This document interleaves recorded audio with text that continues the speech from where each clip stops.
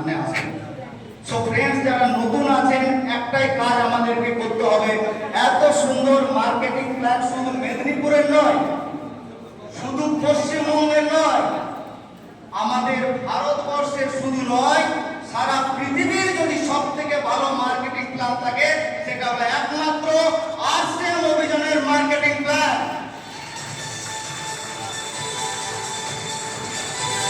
তো এবার এই অভিযান থেকে বহু মানুষ কেনাকাটা করছে, নিজের শরীরকে সুস্থ রাখছে। অনেক মানুষের সুস্থতার পিছনে তারা চিন্তা ভাবনা করে তাদের প্রোডাক্ট বাড়ি বাড়ি তাদের প্রোডাক্টটা পৌঁছে দিচ্ছে। এরকম অনেক সাথী আছেন।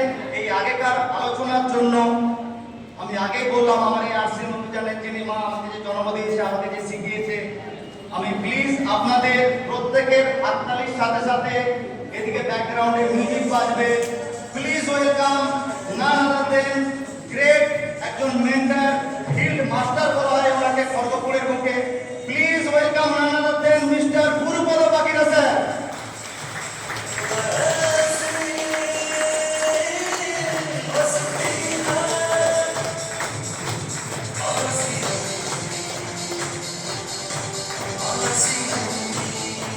নমস্কার। বাস্তব হয়ে যাচ্ছে। নমস্কার। Thank you. নাম গুরুপদ বাকিরা, শুনেছেন। বাড়ি শ্রীনগর, রামজীবনপুর, শ্রীনগর, হাজিপুর। ছোট থেকেই পড়াশোনার মধ্যে ছিলাম। মাধ্যমিক পাস করার পরে পাস ফেল যদি বলেন, আমি অ্যাকচুয়ালি ফেলই করেছিলাম, বলতে একটু লজ্জা লাগে। আমি মাধ্যমিকে ফেল করেছিলাম, রেজাল্ট খুব খারাপ ছিল। কেমন কষ্ট হয় বলুন তো। অনেক আশা দিয়েছিল বাবা মা, সেই স্বপ্ন পূরণের জন্য পড়াশোনা। বাবাকে প্রচুর কনফিডেন্স দিই, বাবা প্রচুর ভালো রেজাল্ট হবে। মাকেও বলতাম, মা স্কুলে ফার্স্ট ডিভিশনে পাস করে যাব। আর হিসাবটা মনে হচ্ছে সেরকমই ছিল আমার। কিন্তু ইংরেজি যখন নাম্বার বেরাচ্ছে 14 বড্ড কষ্ট হয়েছিল। কারণ টোটাল ছিল 462 আর ইংরেজিতে ছিল 14। মনে খুব কষ্ট ছিল। পরের দিনেই কাউকে ফোন করলাম, কারণ আমাদের লাইনে, সোনার লাইনে কিছু ছেলে থাকে যে আর দেশে থাকবো না, চলে যাব কোনো বাইরের শহরে।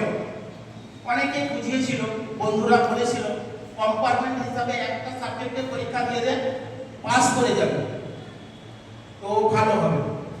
কিন্তু তখন সেই বুদ্ধি কাজে লাগে না আমাদের। আমি বাইরেই চলে গেলাম। বাইরে গিয়ে অল্প টাইমের মধ্যে কাজ শিখে যায়। সোনার লাইনে কাজ, গ্রামের ছেলে তো, কষ্টের মধ্যে মানুষ, বাপ মায়ের কষ্ট দেখেছি। অল্প দিনের মধ্যে কাজ শিখে গেলাম। 2 বছরের মধ্যে সিদ্দিকপুরে আমি কাজ শিখে গেলাম। তারপরে সোনার লাইনে দিল্লিতে চলে গেলাম। দিল্লিতে ভালো কাজ করলাম, রোজগার করলাম। শিলিগুড়িতে ফিরে এলাম, একটা দোকান করলাম। 2-3 বছরের মধ্যে 1 কিলো 1.5 কিলো সোনা করে ফেললাম। খুব ভালোভাবে চলে। আর পয়সা যদি অল্প বয়সে হয়ে যায়, যেটা আমার ক্ষেত্রে হয়েছিল, একটু ঘ্যাম, একটু অহংকার, একটু লোককে ক্রিটিসাইড করা, ও বেড়ে গেল। কিন্তু ভগবান বেশিক্ষণ সহ্য করে না।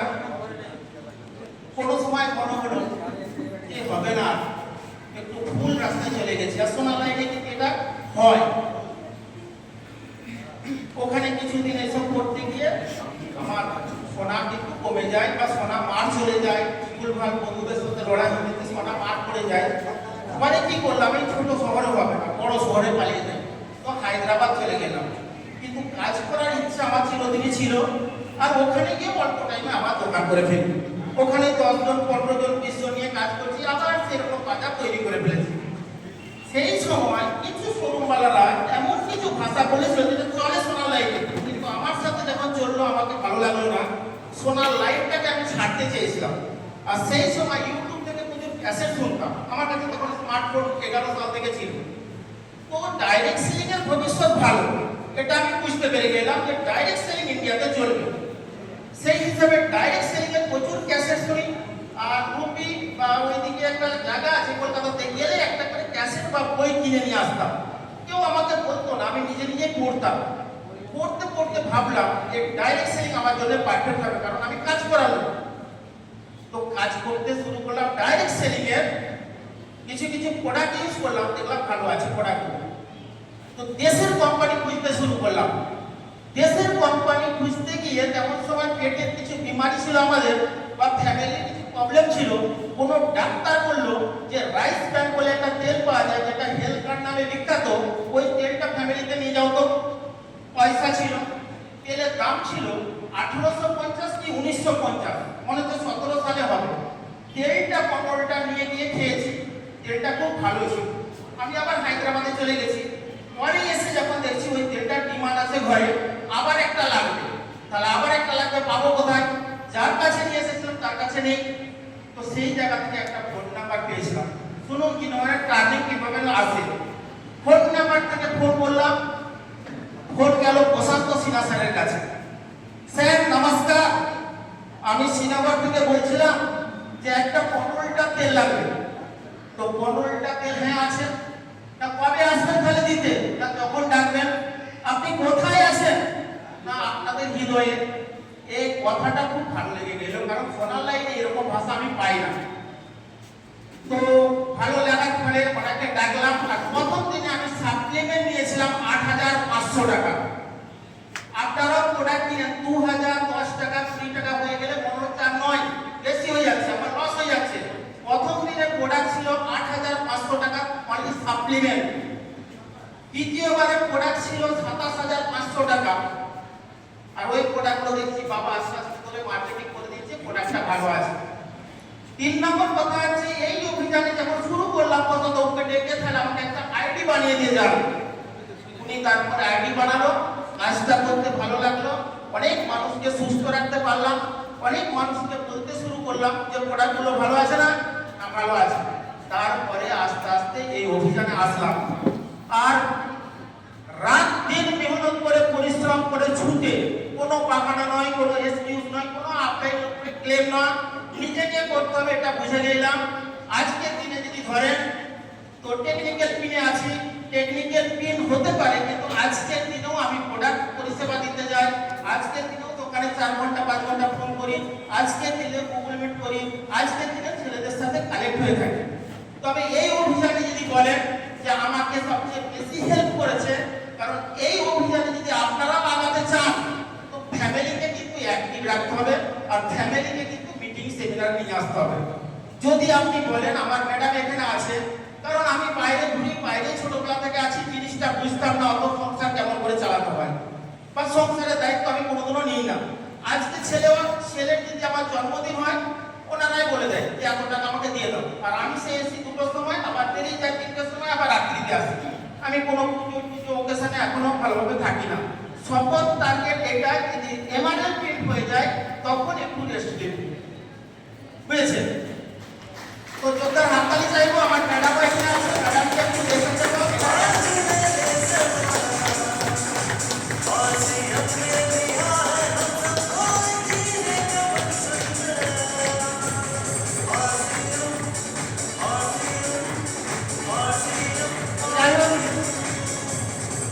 তো শুরু হলো বিজনেস।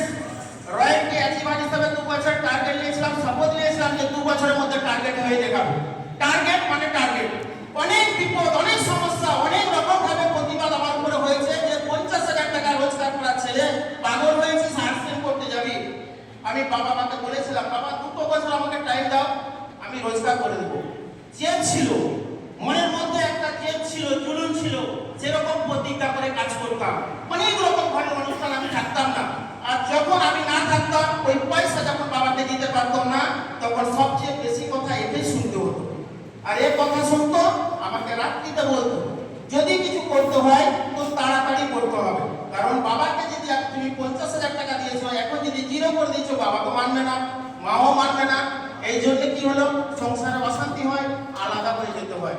কিন্তু আমি চুপ হয়ে থাকার ছেলে নয়, আমি পিওসি চালিয়েছি, এবং পিওসি যখন চালিয়েছি, পিওসিতে সেরকম ভাবে টাইম দিয়েছি যে পিওসি সে 4 লাখ 5 লাখে ছিল। একবার কিন্তু হাততালি মারুন। একটা ছেলে পিওসি চালিয়েছে, 3 বারে করেছে, এবং 2000 লোককে আমি নিজে ওপেন জয়েনিং করেছি, প্ল্যান শো করে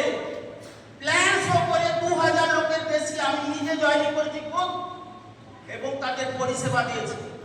আর আমার আপলাইন 60-65 কিলোমিটার দূরে থাকে, ওনাকেও আমি চালিয়েছি। যেখানে যেখানে আটকেছি, রাত 12টা 1টা 2টোর সময় ফোন লাগিয়ে দিয়েছি। যে আমি তো ঘুমাবো না, আপনাকেও ঘুমাতে দিব না, আমাকে হেল্প করতে হবে, আমার সফলতা লাগবে। তো সেই হিসাবে আমি এইভাবে কাজ করতে করতে আস্তে আস্তে আগিয়ে গেছি। আর আমার লাইন অফ স্পন্সরশিপ যারা আছে সবসময় আমার মেন্টর হিসাবে সবসময় হেল্প করেন।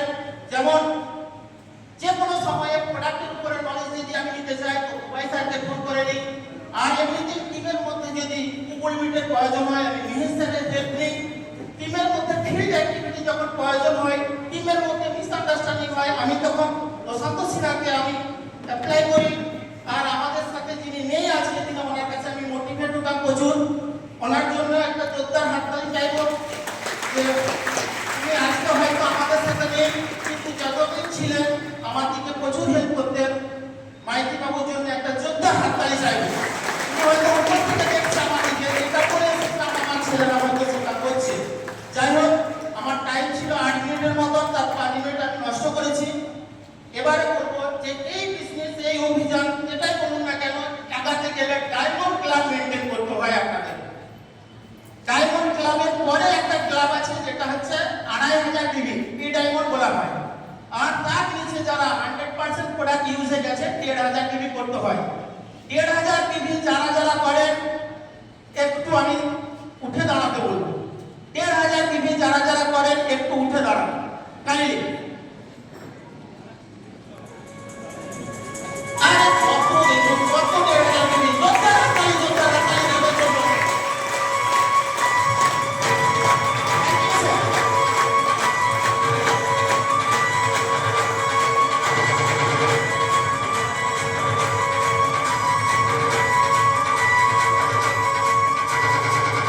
তো এবারে 1500 ডিবির উপরে মানে এনারা 100% প্রোডাক্ট ইউজ করে।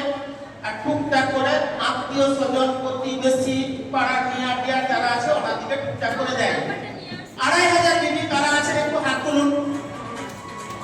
আরে বাবারে, অনেক আছে। ওনাদের জন্য একটা জোরদার হাততালি চাইব।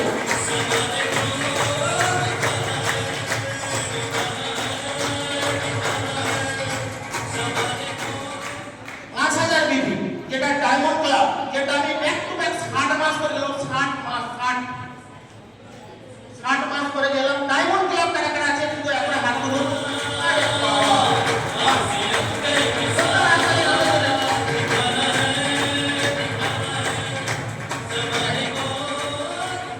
ডায়মন্ড ক্লাব না হলে আপনি ডায়মন্ড হতে পারবেন না। ডায়মন্ড ক্লাব মানে উনি সব প্রোডাক্ট ইউজ করেছেন এবং কোম্পানির কাছে নিজেকে সমর্পণ করে দিয়েছেন বা আপলাইনে কথা শুনেই কাজ করছেন, কারণ অনেকটা সেল করতে হয় ডায়মন্ড ক্লাব করা আমি জানি বা করি।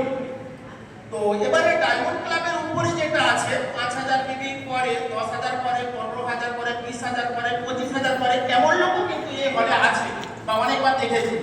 যদি একটু থাকেন কাইন্ডলি একটু যদি আসতে দেখান, একটু স্টেজে আসবেন। আরো যদি কেউ থাকেন লজ্জা পাবেন না, এটা লজ্জার জায়গায় না।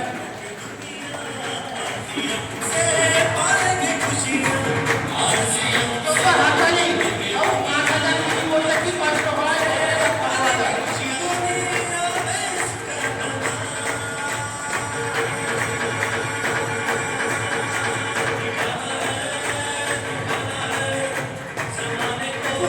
হাততালি, দাদা অনেক কষ্ট করে দাঁড়াতে হয়।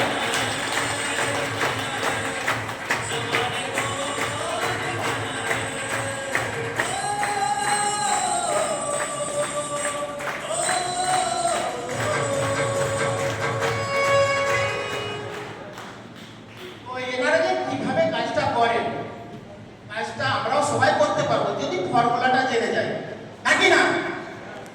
নাকি না? Thank you.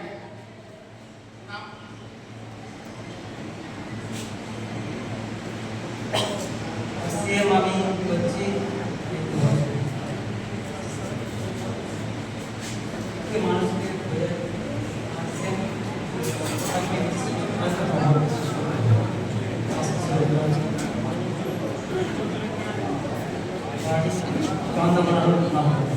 চন্দ্রকোনা রোড মানুষকে সুস্থ রাখা যাবে কি করে সেটা বলে আর ওই প্রোডাক্ট বেঁচে দিতে পারে। আর ইনি বলতে বলতে একটু ভয়ও পাচ্ছে, কাঁপছে। এই অবস্থায় যদি উনি বেঁচতে পারেন আমাদের কনফিডেন্ট অনেক বেশি আছে, হ্যাঁ কি না? Thank you. জার্সি নাম গোলাপ উদয় মন্ডল, বাড়ি গড়বেতা। আমি দুটো যাই, মানুষকে হেল্প করতে চাই, প্রোডাক্টগুলো ইউজ করাই এবং তাদেরকে পারমানেন্ট কাস্টমার বানিয়ে দিই। এমন কিছু পারমানেন্ট কাস্টমার আছে যেটা প্রতি মাসে আমার কাছ থেকে প্রোডাক্ট নেই, কার্ড বানায়নি, জয়েনিং করেনি, কিন্তু প্রোডাক্ট প্রতি মাসে খায়। এইভাবে আমার 25,000 পর্যন্ত প্রতি মাসে খাই। 25,000 বিক্রি, ভেবে দেখুন কতটা হাততালি বলা দরকার। মন্ডল বাড়ি ময়না, প্রত্যেক মাসে 10,000 করে বিক্রি করি। তো 100% বাড়িতে প্রোডাক্ট ইউজ হয় এবং তার সাথে সাথে প্রোডাক্ট শেয়ার করি, মানুষকে হেল্প করতে সচেতনতা বাড়াই।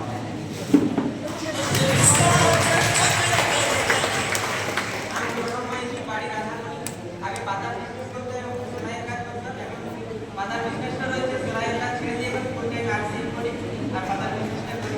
তো মানুষকে হেল্প দিয়ে উঠাই আর প্রোডাক্ট করি, 100% পরিবারে প্রোডাক্ট।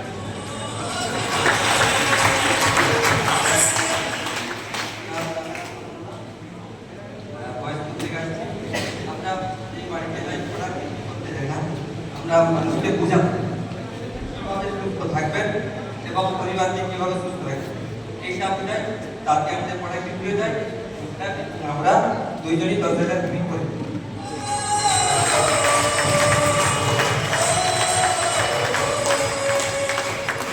এটাকে আমি আমার টিউশিতে অনেকবার দেখেছি, টোটো নিয়ে বেরিয়ে যায় সকালবেলা স্বামী স্ত্রী দুজনে, এবং প্রোডাক্ট যেহেতু ভর্তি করে টোটো নিয়ে বেরিয়ে যায় বেঁচে যে লোক, এবং এনার ফ্যামিলিকেও চিনি, প্রচুর পয়সাওয়ালা, প্রচুর পয়সা। ওনাদের এলাকার মধ্যে সবচেয়ে ওদের পয়সাওয়ালা লোক এনারা, কিন্তু আর সিমকে এতটা ভালোবেসে ফেলেছে যে মানুষের হেল্প করার জন্য ওনারা ওই কাজটা করেন। চোখটা হাত তালি।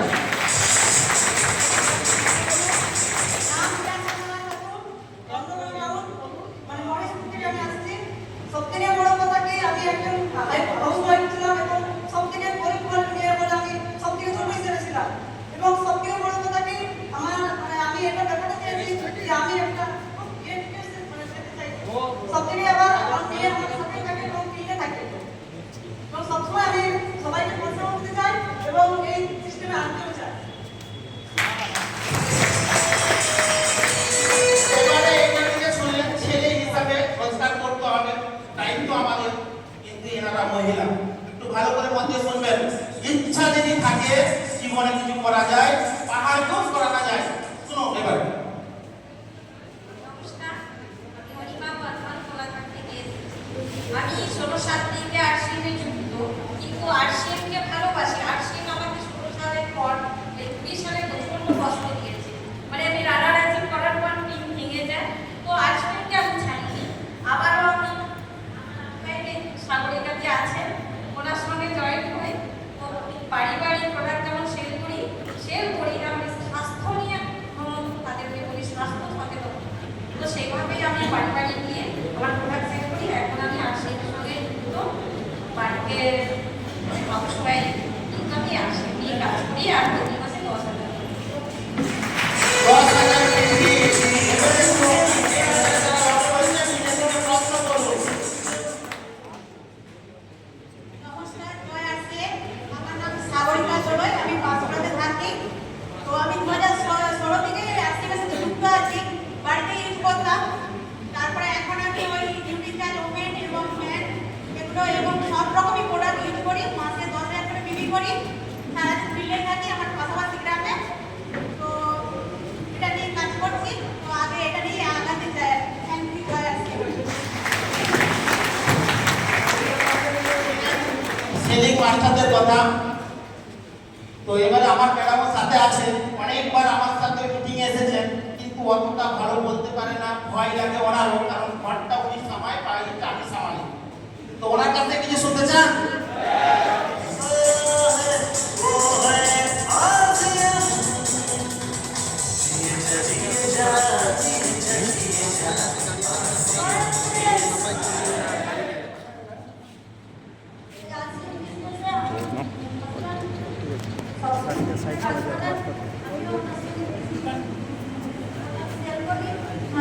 প্রোডাক্টগুলো বাড়িতে 100% সব ইউজ করি।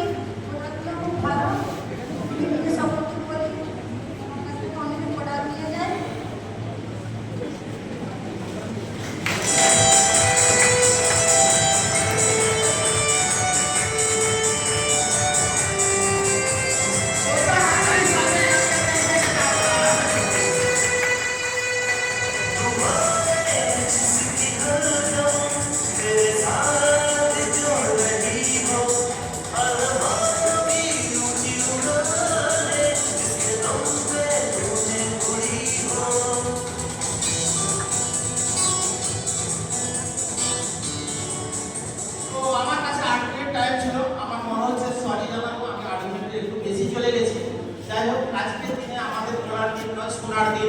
যিনি এসেছেন ইয়ং জেনারেশনকে জাগানোর জন্য।